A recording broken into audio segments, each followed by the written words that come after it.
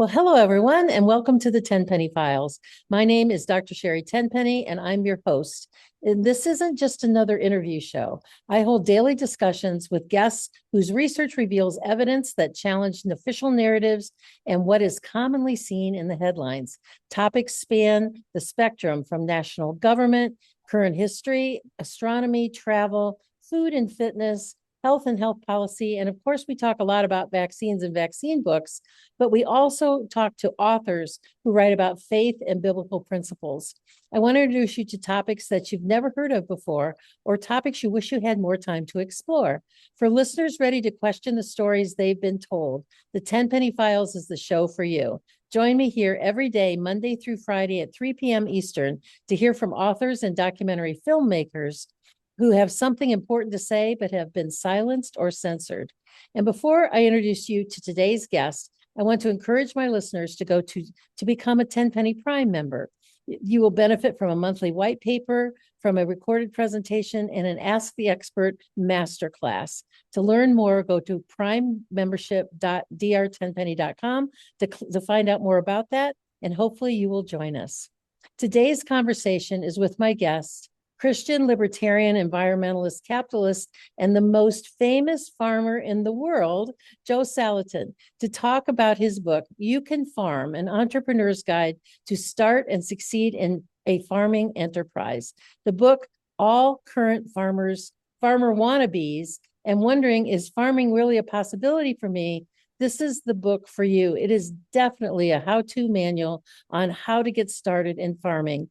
Joel, thank you so much for joining us here today at the Tenpenny Files. Thank you for having me. It's a real pleasure and an honor to be with you, Doctor. Well, thank you so much. Let's start right into your story. When I was reading this book, your story about the farms, about your parents who fled Venezuela in the 1970s, and through sheer grit, you and your wife Teresa had gotten married and have just learned how to do everything about farming from the ground up. You say in your book, where are the people who will dedicate themselves and live beneath their means to pursue a dream? This is not only about farming, it's about the American dream. And even though this book was published in 1998, everything about it is true and really relevant for today. So tell us a little bit about your personal story, and where did the name Polyface Farms come from? Sure. So you mentioned Venezuela. So we have this really different kind of family background in that after dad was in the Navy in World War II and got out of the Navy and he wanted to farm, and he was in Indiana in the Midwest, poor farm boy. How do you start? And at that time, he was already seeing a lot of the kind of socialistic tendencies in the U.S. I mean, Atlas Shrugged, was hot there around that time, and so he conceived of a plan. He said, "Well, I'm going to go to a developing country where it's a real free market, open markets. Don't have a bunch of bureaucrats looking over your shoulder to ask permission for everything."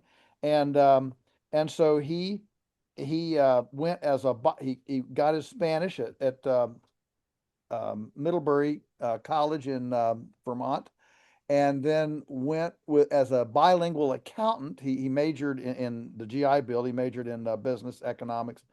Went as a bilingual accountant with Texas Oil Company to Venezuela to be a bilingual accountant. It was the early wildcat ventures in oil, OPEC.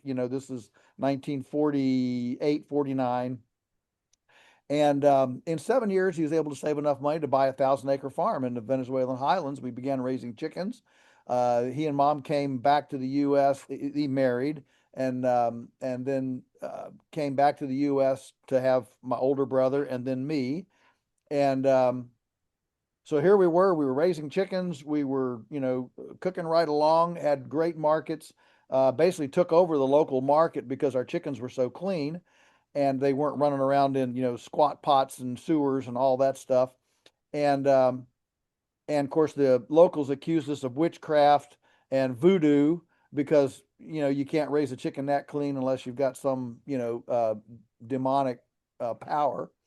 And so then when there was a junta junta there in 1960, Perez Jimenez, was taken down. And when you have that kind of lawlessness and anarchy, it gives license for scores to be settled that wouldn't be settled under normal circumstances.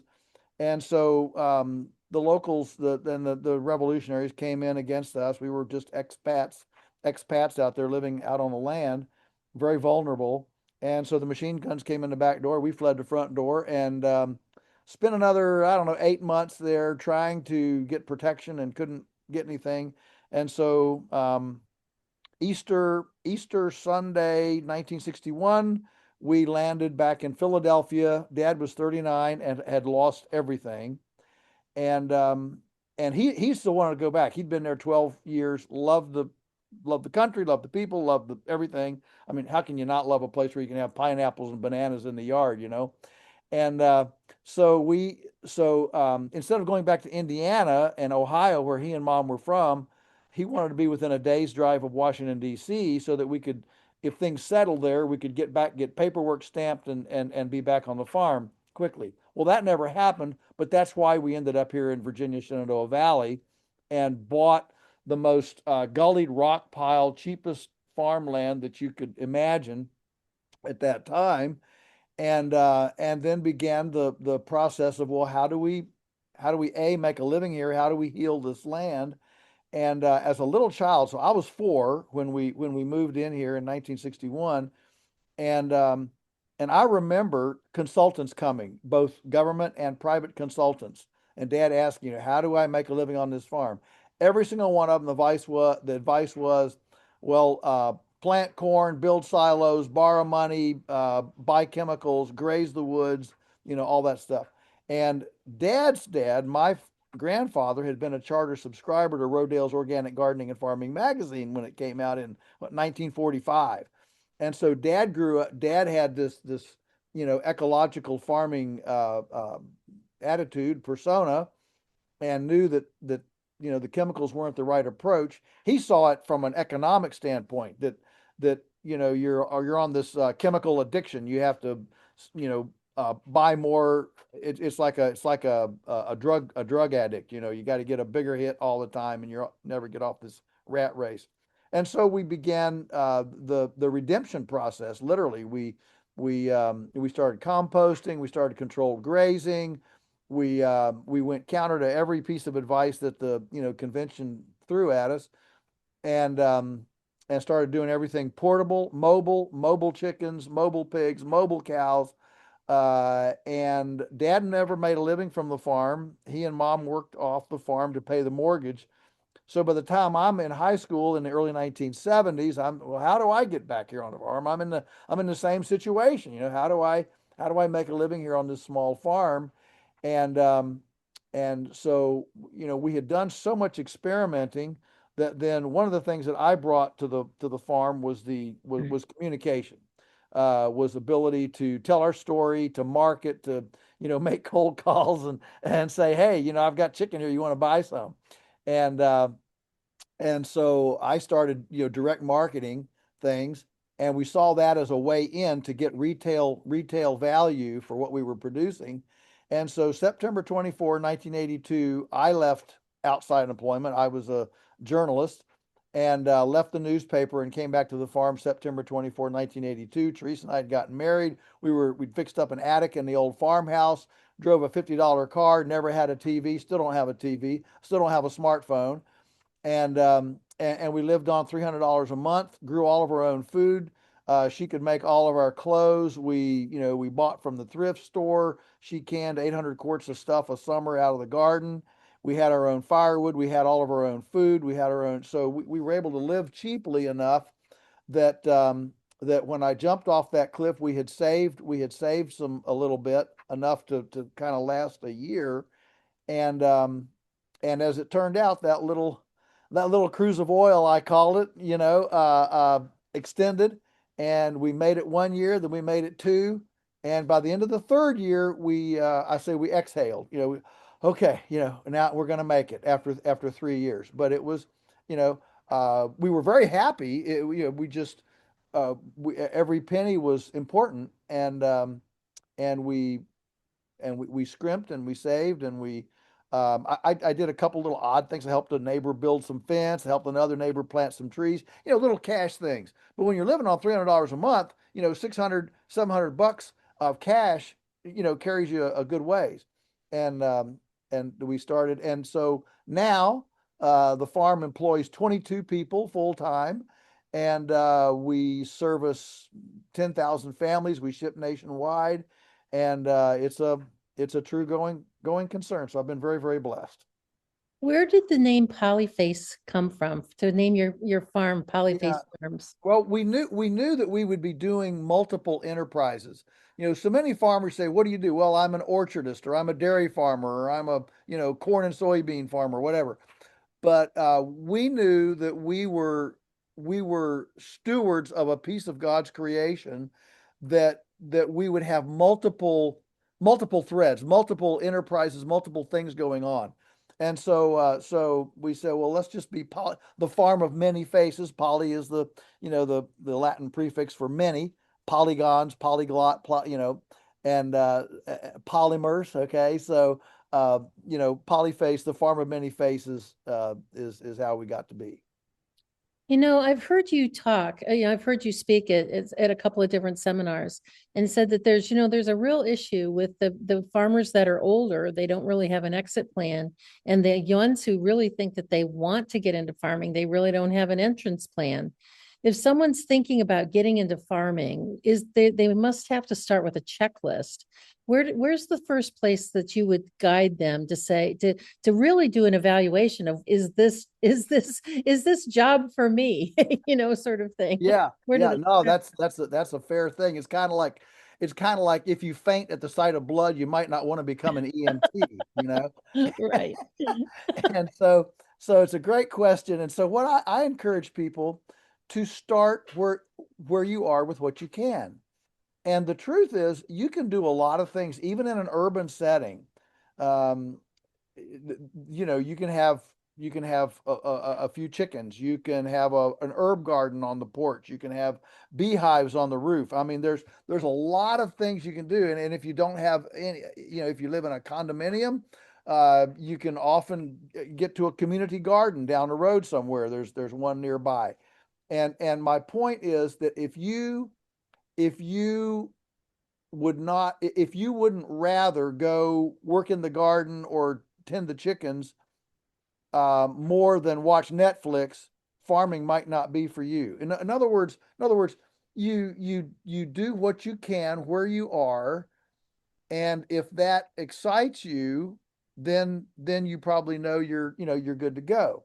Um, and so you've got to determine your passion and then follow that passion, because you don't start farming to get rich.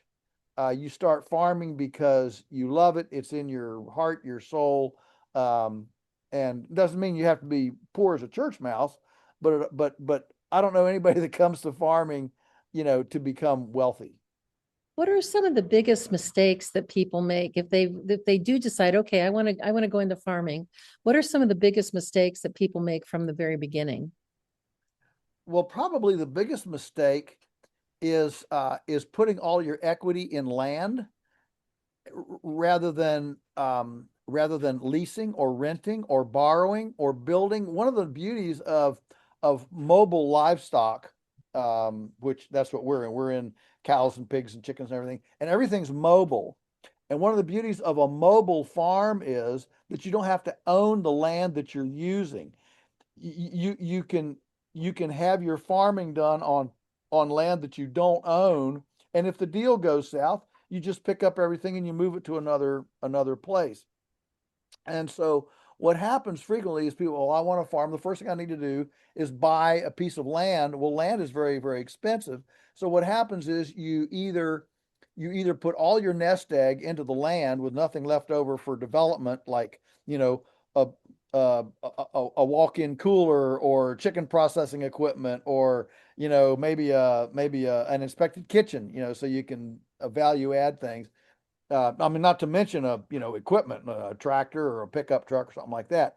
And so what happens then is you're then strapped to be able to develop the land that you just put all your equity in.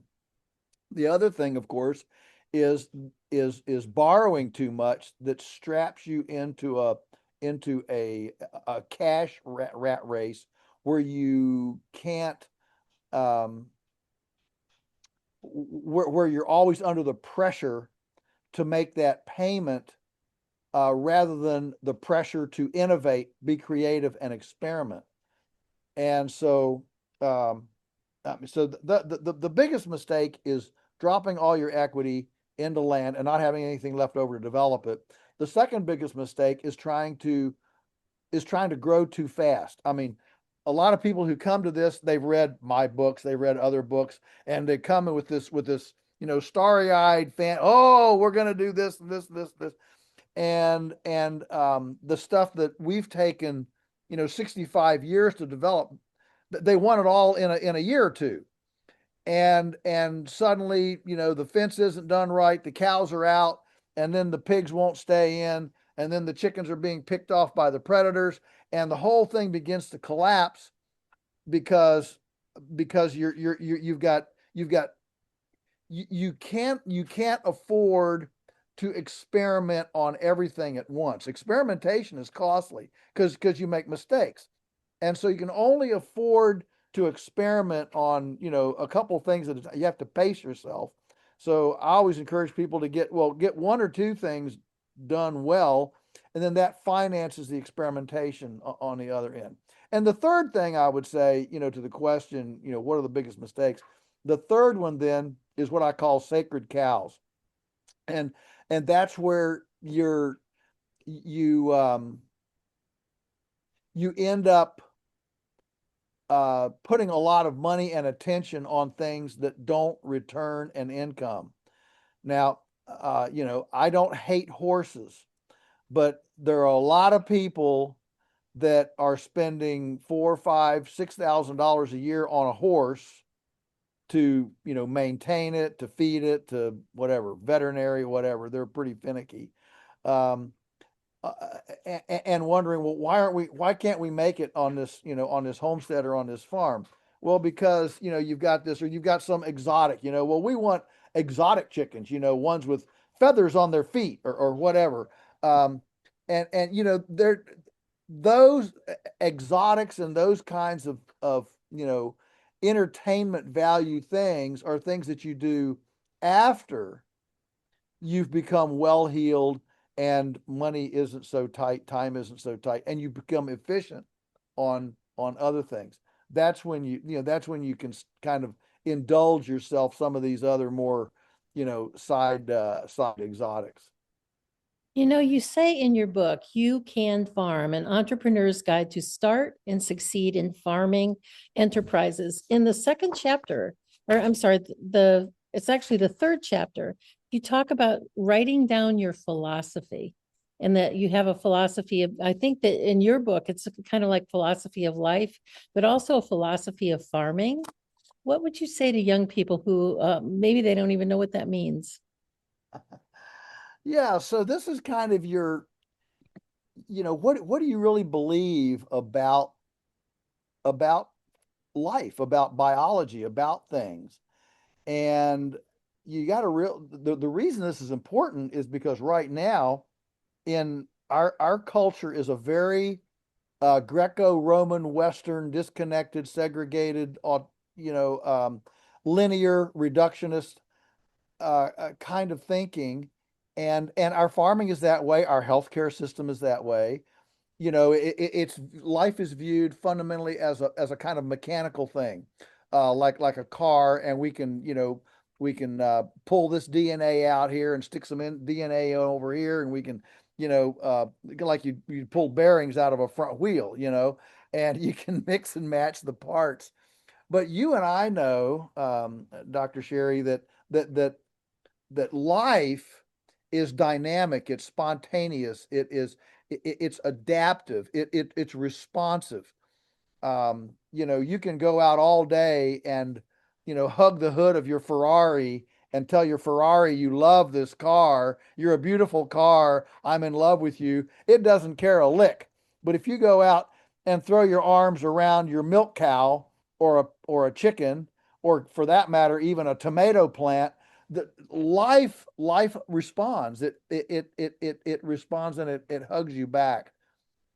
And so in the book, I wanted to start straight up with kind of my my philosophical confession of here is here is my philosophy. Here's what I believe. And and biblically, even Paul, he says, he doesn't say you'll be messed up by the which songs you sing, or which choir robes you buy, or whether your church has a steeple or not. It says you'll be destroyed by what he says, vain philosophy. And so it is the philosophical underpinnings that drive our ultimate decision making.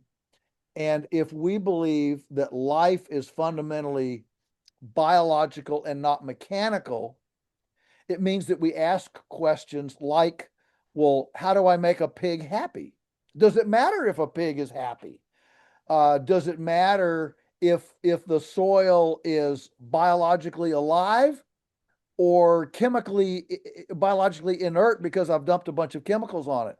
Am I adding things that stimulate pollinators and wildlife and life, or am I doing things that discourage life diversity, pollinators, and life? And so that's why I wanted to address that straight up, so that everybody could see what my philosophy is, and that's then that's your basis of making decisions. Well, it is good. It definitely gives you a guidepost if you really know what your philosophy is and what you believe in. If people are wanting to get into farming, I think that people are so tired of big ag and big food and big pharma and all these things, and they want to grow their own food. What are some of the big opportunities that are out there for people to start a farm? So some of the, I mean, obviously your opportunity is what really drives your heart. And what we've found is that people tend to move toward animals or plants.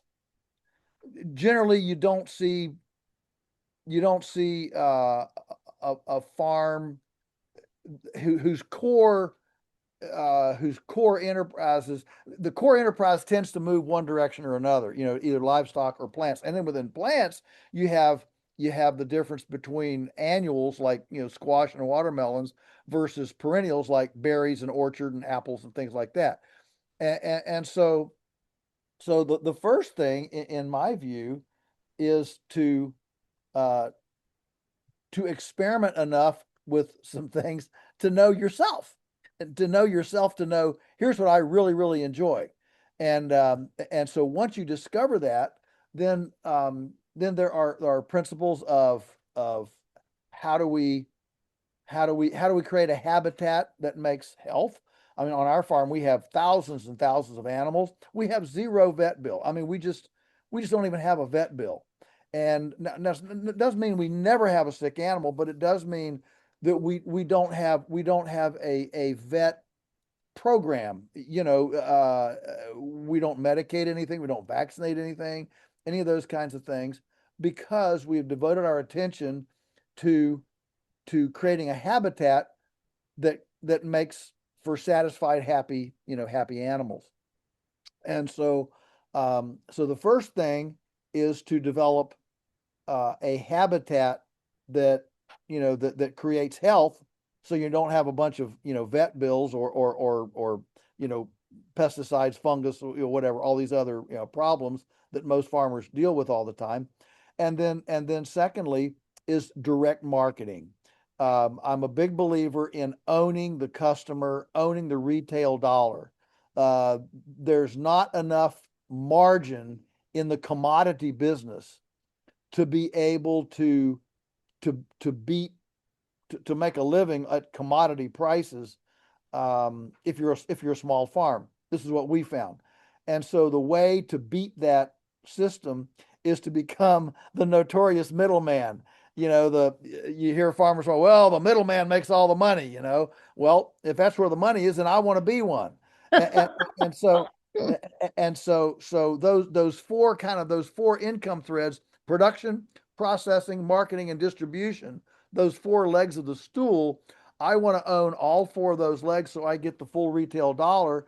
That gets me off the treadmill of having to beat the commodity price by scale at low margins. Instead, I can reduce my production scale and put attention on processing, marketing, and distribution, and my customers at retail value. Suddenly, I don't have to have a huge farm to make a living farming, and that's how to beat that price financial rat race.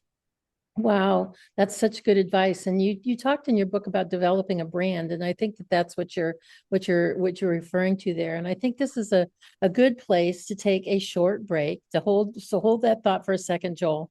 And we're going to take a break to hear from our sponsors from AmericaOutloud.news. America Out Loud Talk Radio plays the Tenpenny Files on iHeartRadio Network every day, Monday through Friday at 3 p.m. Eastern. You can also listen anywhere in the world from AmericaOutloud.news media player. If you've missed any of our great conversations, you can find the Tenpenny Files on Spotify, Pandora, Apple, TuneIn, iHeart Virtual Studio, and on my platform at dr10penny.com. Just go and hover over the podcast tab. You can also see over the podcast tab, you can see what podcasts are coming up during the week, so you know what who our guests are going to be and what you're going to be missing if you don't tune in to the Tenpenny Files at 3 p.m. There are so many great books and so many great documentaries with so little time to read and watch these days that my job and what I've set up this program to do is to maximize your time and jumpstart your interests. We have a great message coming from our sponsors. Listen closely, sit tight. We'll be right back with more from Joel Salatin and his book, You Can Farm. We'll be right back. Zeolite is a detox spray. We work specifically with a company called Touchstone Essentials. They are an incredible company. We've been working with them now for several years. And zeolite is a mineral that goes through your body like a one-way basket. It will clean out heavy metals such as arsenic and mercury, aluminum, cadmium, and it hooks onto those metals from a one-way perspective. So once it's bound, it goes out through your urine or your stools and doesn't get redeposited in other places. Everybody needs to have a detox product in their life, and this one is so easy to use and it's so safe. You can take it when you're pregnant, you can take it when you're nursing, you can give it to little children, you can even give it to infants, and quite frankly, I give it to my dog. I actually put a little bit of the zeolite in his water because until we all stop living in a toxic world, we all need to get some of those extra toxicities out, the heavy metals, the persistent organic pollutants, the things that are floating through the air, the different things that we come in touch with in our environment. And we are a big fan of zeolite from Touchstone Essentials. We've been a big fan of their products for several years. Go to dr10penny.com/detox to get your first bottle of zeolite spray for $50 off. Well, only when the government bows to the people will America become great again. This is Malcolm Out Loud here. Join me in pushing back against censorship, my fellow Americans. Right at the top of AmericaOutloud.news are the words: many voices, one freedom, united in the First Amendment. Now is our time, my fellow Americans. AmericaOutloud.news, liberty and justice for all. Well, welcome back, everyone. Our conversation today is with Joel Salatin and his book, You Can Farm, The Entrepreneur's Guide to Start and Succeed in a Farming Enterprise. The book for all current farmers, wannabe farmers, and wondering if farming is possibly right for you. Let me tell you a little bit more about our guest, Joel Salatin. Joel has a room full of debate trophies from high school and college days. He has published 16 books and runs a thriving multi-generational family regenerative farm called Polyface Farms, located in Northern Virginia. He draws on a lifetime of food, farming, and fantasy to entertain and inspire audiences around the world. He's as comfortable moving cows in the pasture as addressing CEOs in Wall Street business conferences. Polyface Farm services more than 5,000 families, 10 restaurants, and 5 retail outlets with beef, poultry, pork, and forest products. The farm can also ship nationwide to your doorstep. Joel is Salatin's practical can-do solutions tied to passionate writing and speaking about sustainability offer everyone food for thought and plans for action. Joel is a rare combination of prophet, leader, hands-on practitioner, and he is a solid Christian man for our times. Joel, this Maha movement is doing a lot for small farmers and especially regenerative farming. We've heard Secretary Kennedy talk about that a lot. We've seen them release some money with Secretary Rollins is doing that. What do you think that is going to do to help small farmers succeed, if anything? Maybe it's not going to do anything at all. Well, I put very little faith in government programs. I will tell you that I have a lot more faith in Maha than I do Brooke Rollins. I think I had a really fascinating conversation not long ago with Callie Means, and I asked him, because the reason I'm saying this is because I was completely mistaken, or at least from his viewpoint. I always thought big pharma was way bigger or worse or badder than big ag. And I asked him, I said, in your opinion, which is worse or bigger, which is the bigger problem, the bigger cultural hurdle, is it big pharma or big ag? Oh, without blinking, he said, oh, big pharma is 10 times worse. And I was shocked. I could hardly believe it. And so here's what's interesting about the politics of it, is that the core of the Republican conservative movement are those those senators from ag states: Iowa, Wisconsin, Oklahoma, Texas, Nebraska, Kansas, Missouri, Arkansas. That is the core of the Republican Senate, group. And they are all completely beholden to big ag, completely. And so this is whereas on the pharmaceutical end, it's a little bit split. It's a little more, you don't have as clear a partisan stranglehold. You see, well, that's why Maha is so bipartisan. You see Democrats, Republicans, and nuns, all over in the Maha movement. It's quite profound. You go to one of their shindigs and, well, where'd you go? Well, I was a Democrat. Where'd you go? I was a Republican. It's real. The Maha is way more bipartisan. Big ag, or let's just say, the alternative ag community is not that way, and the ag power, the politics of the ag power, is very much in these large states. So when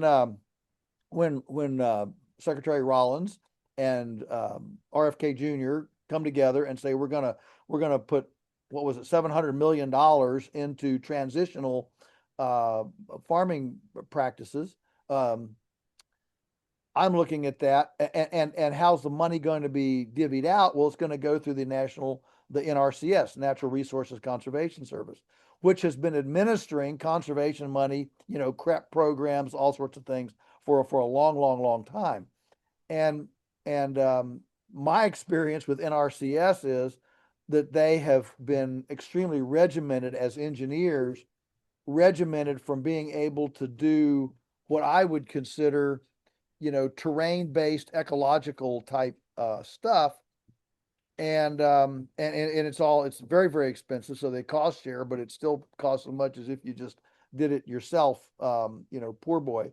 And so I don't, here's the question. How do you help the powerless by going through the powerful?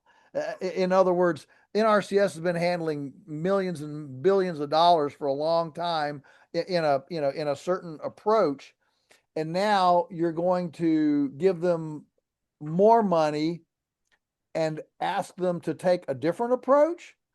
I don't know, but I don't want to throw cold water on the thing. I'm glad these conversations are happening and people are actually talking about regenerative agriculture and soil health and earthworm development, at high stages. So I'm in general, I'm pleased that conversation has percolated up as high as it has. But I'm not going to hold my breath that, that another program and another millions of dollars are going to fundamentally change the landscape. I mean, what I want to see is freedom to sell. In my view, what we really need is we need market access for farmers.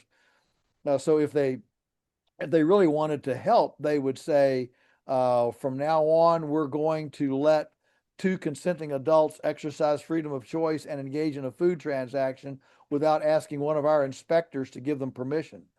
And that would fundamentally change the climate, because now suddenly the farmers have access to the market. I mean, some of this money is earmarked, for example, for small slaughterhouses, for example, abattoirs.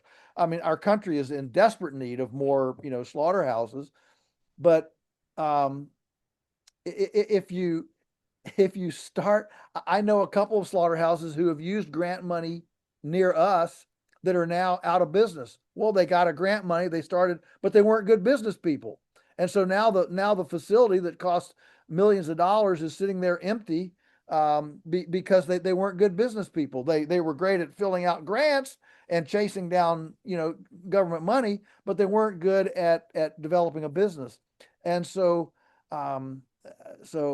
I just don't think in general that the government throwing money at something generally solves it. I'm hopeful. I'm hopeful, but I wasn't born yesterday. Yeah. And we talked about this a little bit prior to starting our conversation here, that government in all areas of industry, they just throw money at stuff and thinking it's going to get better, and it generally doesn't. In your book, this book, You Can Farm, it was published in 1998. So more than 20 years ago, things that you put this together. What do you think has changed since that time? What has changed for small and wannabe farmers since you wrote this in 1998? Yeah. So several things have changed. One is that the cost of land has continued to exceed the cost of production. In other words, the relationship between land price and production capacity has continued to widen. Another thing that's happened is additional government regulation for marketing. It's become much worse under the Safe Food Modernization Act under Obama. When he put Michael Taylor, the legal counsel for Monsanto, who shepherded genetically modified organisms, and put him as the food safety czar. Well, you can imagine the philosophy, we're back to philosophy, the mindset of the Monsanto GMO legal counsel being in charge of safe food. It's not going to be food that lives, it's going to be food that's sterile, that has a long shelf life, that is manipulated, with 10,000 additives, like RFK Jr. has shown. So that's been a change.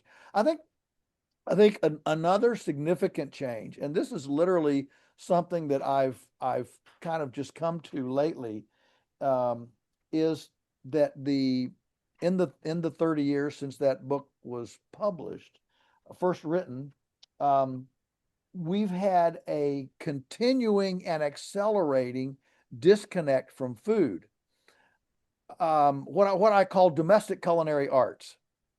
And I have spent most of my life encouraging non-farmers, I mean, we buy food too, but everybody that buys food to get in your kitchen. You don't have to buy processed, buy real food, whole foods. Get a butternut squash, peel it and cook the butternut squash. Get a whole sweet potato, cut it in half, put it on a tray, bake it, with some honey and butter on it. And I mean, life doesn't get any better than that.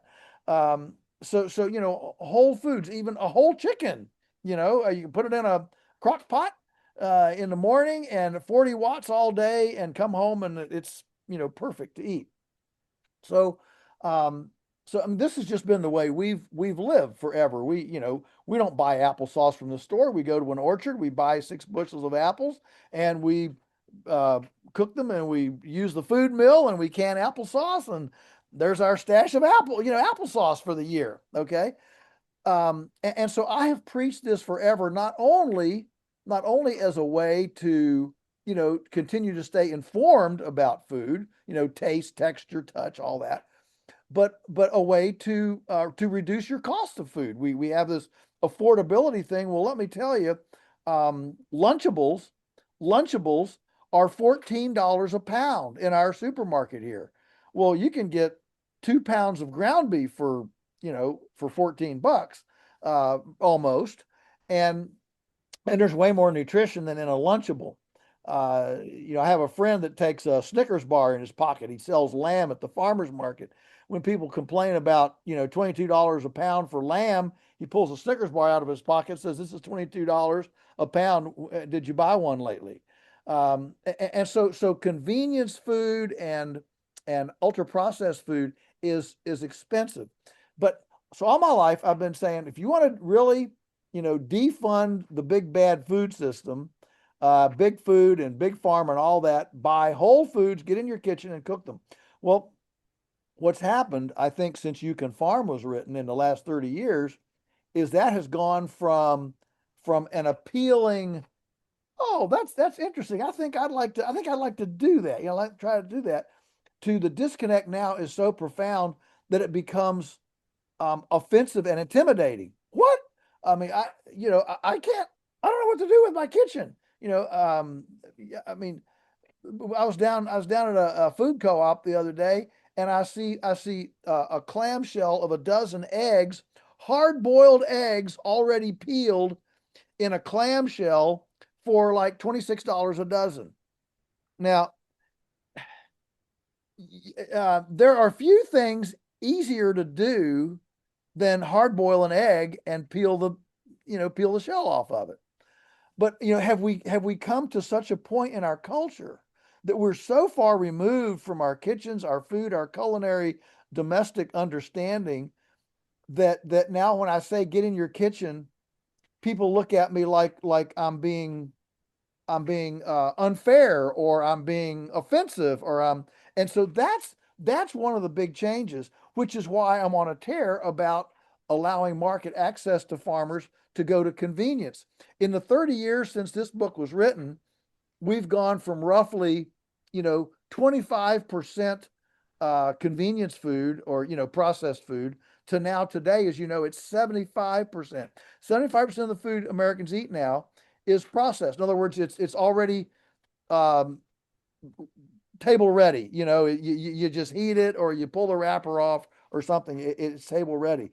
That dramatic change has happened in these 30 years, and it's why we desperately need farmers to be able to access that convenience food market, because now I'm realizing the challenge is not to get people in their kitchen. The challenge is to enable farmers to enjoy the convenience food value add capacity. That's what really makes a difference. I mean, we supply a restaurant in Stanton with chicken. They buy a chicken for 20 bucks.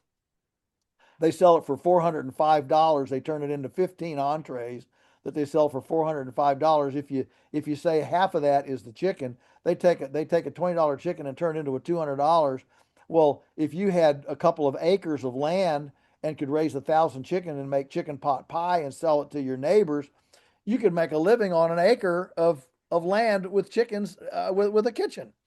This is the kind of thing I'm talking about. That's where Maha and Secretary Rollins, in my opinion, if they could put their political equity behind allowing farmer access to value added convenience product, that would do more than anything in transitioning. I think that when they stopped, and I'm not sure how long ago this stopped, but they stopped having like home ec classes in like middle school. Yeah, yeah, And we're about the same age, so I'm sure you remember that. And shop classes that they, for yeah, the boys and home ec for the yeah, girls. yeah. Because when you say get in the kitchen, most people don't even know what to do with these vegetables. I have a friend here I live in Cleveland, Ohio, and I have a friend here that operates a small nonprofit in a pretty, in a middle class suburb that's here.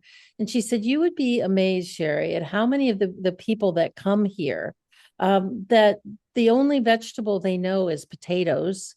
And the only thing that they know about potatoes is mashed potatoes and French fries. And so, Yeah. they don't even know, like, what would you do with kohlrabi? What would you do, Uh-huh. with sort of the off mainstream vegetables, something other than a head of lettuce, they don't Yeah. even know what that is or know the nutritional value. I think because we stopped teaching that, in high school when you learned how to do family planning and lunches and things Right. like that. So I think that your idea of farmers capturing in on that fast, more processed food market, I think that there's some value to that, but I think more value would be to just teach people, what to do with these vegetables. They could do it themselves. I mean, I go to the grocery store and I Yeah. feel like, I've taught people for years, shop around the edges. Yeah. You have all your meat and eggs and bread and things like that. And the only aisle you're allowed to go down is the one that has laundry detergent and toilet paper. Because the rest of it is just all garbage. You read down there, you just feel like you're being surrounded by poisons, the seed oils and Sure. all these different things. And so I think that that's really important. Yeah. You're what you've been talking about with financial risk and business risks of with having farms, buying, stock and things like that. Do you offer courses or online classes for people that are just starting out? Oh, sure. So we have our Polyface Intensive Discovery Seminar, which it's a two day 6 meal seminar that we offer every summer a couple of times, and it's very intimate. We limit it to about 35 people so that everybody can see and hear, and it's basically a 4 day seminar compressed into 2 long days, no breaks. It's very, very intensive, 9 page syllabus. But we butcher chickens, we butcher rabbits, we build compost, we cut trees, we mill logs, we build ponds, we move cows, we move pigs. I mean, it's a very comprehensive, behind the curtain look at what we do here. And so yes, we do, and of course the farm hosts, numerous events. In fact, this year I'll give a shameless plug for one we're doing August 21, 22, I think it is. The Stockman Grass Farmer magazine is hosting a beginning farmer conference here where we're going to feature eight young people who who can say this: I was 20 and had no land and no money, and I'm now full-time farming in my 30s. And Wow. we're going to feature 8 of them and their stories over the 2 day period, and we'll feed everybody too, so you get good food. And that's going to happen here at the farm. So yes, we do a lot of educational, informational stuff here at the farm. Mention that seminar again. When is it, and where can people find out more information about it? Yeah, well, they can find out on our website, Polyface Farms. The registration will be through Stockman Grass Farmer magazine, but it's going to be August 21 and 22 here at our farm. Um, and the Stockman Grass Farmer magazine does an educational seminar once every 2 years, and so this is the this is the 2 year, and I'm featuring these 8 young people. I was 20, no land, no money, and I'm full time farming in my 30s, and their stories are amazing. Some of them don't even own land. And they're all over the country, different places. But I think it's going to be a dynamite summit because their stories are so unique. And one of the things you see, remember I said I was 20, no land, no money. I'm in my 30s now, full time farming. So many of them, it's taken a 15 year incremental move, but to go from zero to full time in even 15 years is pretty dramatic. And all of them knew they wanted to do this at 20. They weren't 40 and realizing, oh, I think I want a piece of land. They actually started at 20, which gave them a high energy on ramp time to learn, to experiment, to build collaborations and things like that until they could finally pull it off. Well, we've got about a minute and a half left, Joel. What take-home message do you want to leave with our listeners here today? So my take-home message is very simple. There are a lot of dysfunctions in our culture right now, a lot of things that are dysfunctional, and you can get frustrated real easily at all these things. And so, whether it's economics or food or, health or whatever, and it's okay to make a list. If you want to write down a list of all the things I'm frustrated about, go ahead. Maybe there's some, catharsis in writing down this list of all these things I'm frustrated about. But at the end, you look at that list and say, okay, how am I going to respond? And how I want to respond to that list is I want to flip it upside down and say, what can I do? What is my solution in this space, so that at the end of the day, we create hope and help when society becomes hopeless and helpless. Oh, that's beautiful. That's my message. Well, that's a great way to end this great conversation that we've had here today with Joel Salatin, the world's most famous farmer who's been doing this his whole life and can pull on all kinds of experience. So with that, I want to close out with one of my favorite verses from the Bible. I close all my podcasts with, whether they are live or pre-recorded, which is Romans 12:12. Rejoice in hope, be patient in trouble, and be persistent in prayer. So we'll see you again tomorrow or the next time at 3 p.m. Eastern, Monday through Friday on the Tenpenny Files. Well, have a great week, rest of your day, everybody. Goodbye and God bless.